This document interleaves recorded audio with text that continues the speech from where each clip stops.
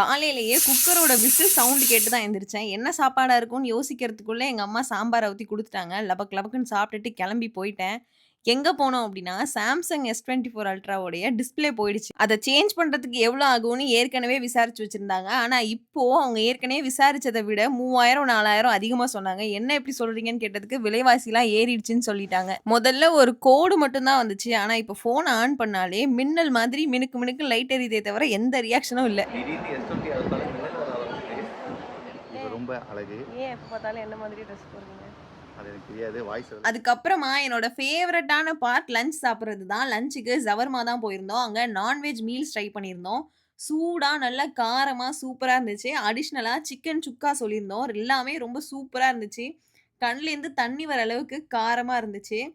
Next எனக்கு ஒரு parcel வந்திருந்துச்சு. அந்த பார்சல் ரிசீவ் பண்ணிட்டு டைரக்ட்டா வீட்டுக்கு போயிட்டோம். அந்த S24 Ultraவுடைய டிஸ்ப்ளே மாத்துனமா? இல்லையா? என்ன ஆச்சு? அப்படின்றத நெக்ஸ்ட் வீடியோல சொல்றேன். பாய்.